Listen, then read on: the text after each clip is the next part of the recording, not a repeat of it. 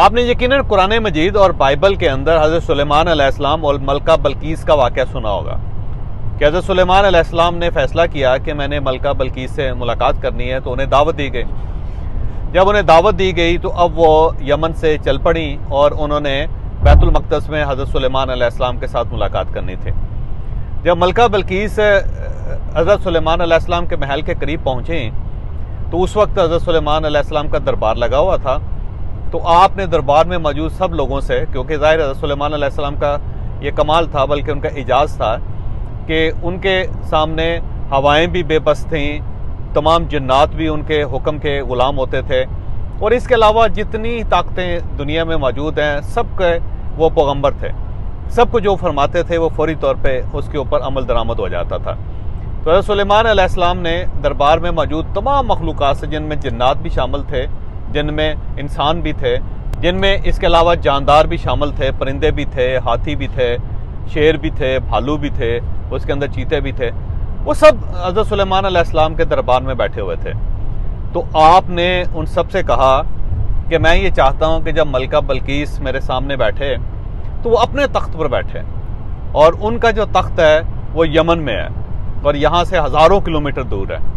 तो आप में से कोई है जो वो तख्त पलक झपकने में यहाँ ले आए, ताकि जब मलका यहाँ पहुँचे तो मैं उससे कहूँ कि आप तशरीफ़ रखें, और जब वो तशरीफ़ रखें तो उनका अपना तख्त हो, तो मैं उनको मुतासर करना चाहता हूँ। तो जिन्नात से कहा गया, जो ज़ाहिर बड़े पावरफुल हैं, इंसान से ज़्यादा पावरफुल हैं, उनसे कहा गया।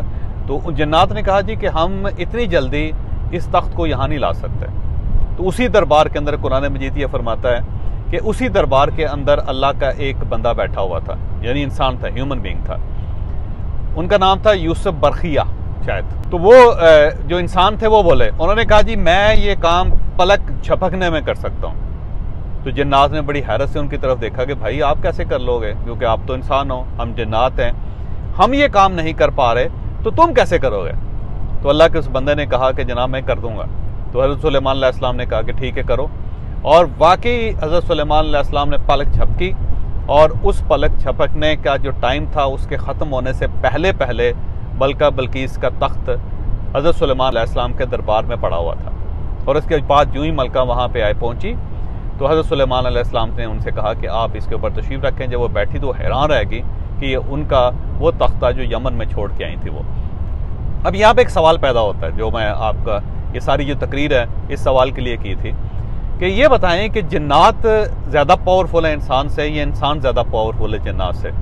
हमें ये बताया गया है कि जिन्नात के पास ऐसी पावर्स हैं जो इंसानों के पास नहीं है, लेकिन वो काम जो जिन्नात नहीं कर सके तो वो एक आम इंसान ने किया, आपके और मेरे जैसे इंसान ने।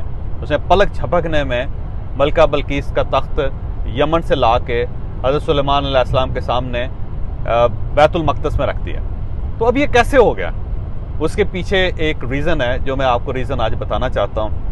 ये याद रखें कि अल्लाह ताला ने सिर्फ इंसान को ये वसफ़ दिया है कि ये कुछ भी कर सकता है, ही कैन डू एनीथिंग। ये हम लोग हैं जो कर सकते हैं। ये याद रखिएगा कि अल्लाह ताला ने हमें ये फजीलत बख्शी है कि जहाँ दुनिया की हर मखलूक बेबस हो जाती है, इंसान वहाँ से आगे बढ़ता है। आप देख लें कि इंसान ने क्या क्या नहीं किया। बस अल्लाह ताला ने हमें अंधेरा दिया था, लेकिन हमने अपनी रातों को सफ़ेद कर लिया, हमने अपनी रातों को रोशन कर लिया। ये जो बिजली बनाई गई, ये जो बल्ब बनाए गए, और उसके अंदर जो इनोवेशन हुई वो आपके सामने है। अल्लाह ताला ने हमें उड़ने की सलाहियत नहीं दी, लेकिन हम ना सिर्फ खुद उड़ सकते हैं बल्कि हम अपने साथ कुछ 400-500 लोगों को भी उड़ा लेते हैं। इंसान ने जहाज़ बना लिया। दुनिया में इस कायनात में कोई ऐसा परिंदा शामिल नहीं है कि जिसके परों के ऊपर कोई 400 या 500 लोग बैठ के एक शहर से या एक मुल्क से दूसरे मुल्क जा सकें। इंसान ने एक परिंदा बना लिया जिसको हम हवाई जहाज़ कहते हैं। सेम इसी तरह अल्लाह ताला ने हमें को बहुत ज़्यादा लंबा तैरने की सलाहियत नहीं दी।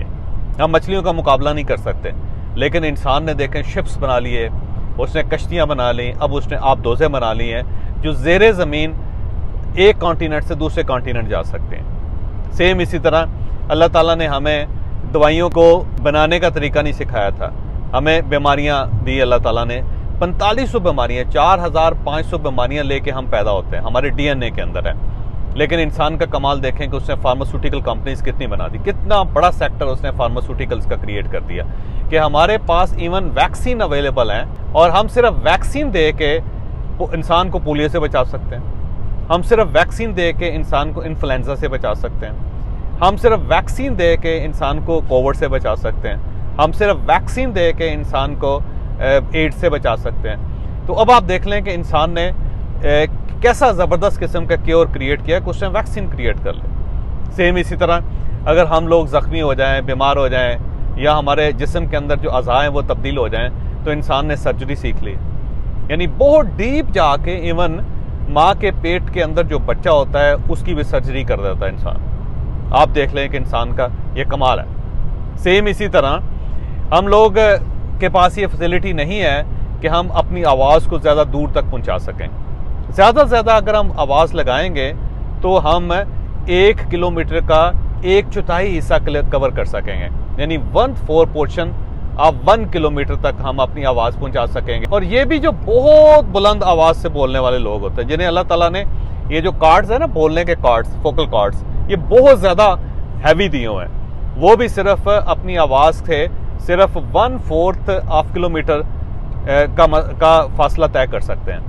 लेकिन हमने कम्युनिकेशन में कमाल कर दिया। हमने ये व्हाट्सएप जैसी एक मशीन बनाई है जिसमें दुनिया के किसी भी कोने में, इवन खला के अंदर भी मौजूद इंसान होगा तो हम उस तक अपना मैसेज पहुंचा सकें। और इसके लिए किसी किस्म के तार की ज़रूरत नहीं है, बस एक ऐसा है जैसे जैसे मैं ये वीडियो रिकॉर्ड कर रहा हूँ, देखिए ये वीडियो बगैर किसी तार के आप तक पहुँच रही है, तो ये इंसान का कमाल नहीं है। सेम इसी तरह इंसान अगर ऊपर बढ़े जहाज़ के ज़रिए तो हम 5 किलोमीटर के बाद बल्कि 50 किलोमीटर तक जा सकते हैं। हद 50,000 फुट की बुलंदी है।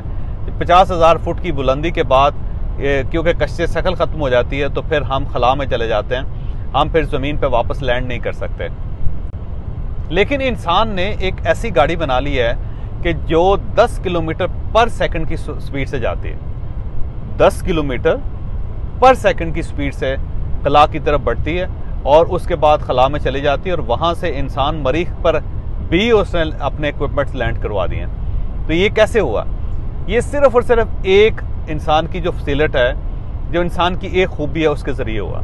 और वो खूबी ये है कि आई कैन डू, यानी इंसान कुछ भी कर सकता है। ये अल्लाह ताला ने फजीलत इंसान को दी है और हमारे अलावा ये किसी को भी ये सलाहियत अल्लाह ताला ने नहीं बख्शी कि वो कुछ भी कर सके। हम लोग हैं जो कुछ भी कर सकते हैं। लिहाजा ये फिक्रा अपने पास लिख लें कि आई कैन डू, कि मैं कर सकता हूं, क्योंकि इंसान ने सब कुछ करके दिखा दिया। अगर आप आज गरीब हैं तो आप यकीन करें कि आपके अंदर सलाहियत है कि आप अपने आप को अमीर बना सकते हैं। आप अगर आज कमज़ोर हैं तो आप यकीन करें कि आप अपनी कमज़ोरी को अपनी मजबूती में कन्वर्ट कर सकते हैं, अपनी ताकत बना सकते हैं। ये इंसान को अल्लाह ताला ने बख्शी है। आज अगर आप अनपढ़ हैं तो आप यकीन कर लें कि आप बहुत जल्दी पढ़ा लिखा हो सकते हैं। आप अगर ज़िंदगी में पीछे रह गए हैं तो आप यकीन करें कि आप ज़िंदगी में बहुत आगे जा सकते हैं। कोई ऐसा काम है नहीं, जैसे खुदा न खास्ता अगर आप बीमार हैं तो आप यकीन करें कि आप अपने आप को सेहतमंद बना सकते हैं, आप तब्दील कर सकते हैं अपने आप को, क्योंकि अल्लाह ताला ने ये फजीलत सिर्फ इंसान को बख्शी है कि इंसान जो भी करना चाहे वो कर लेता है। कुरान मजीद में कहा है ना कि इंसान को वही मिलता है जिसकी वो सही करता है, जिसकी वो कोशिश करता है। तो आप जो कुछ करना चाहते हैं आज से आप लिख लें अपने पास कि अल्लाह ताला ने आपको ये सलाहियत दी है कि आप वो कर सकते हैं। लिहाजा एक मैजिकल फिक्रा है कि आई कैन डू, बल्कि एवरीबॉडी कैन डू। अपने पास ये लिख लें और आज से वो काम करना शुरू कर दें जो आप करना चाहते हैं। मैं आपको गारंटी करता हूं कि इंशाल्लाह इंशाल्लाह इंशाल्लाह आप उसमें ज़रूर कामयाब होंगे।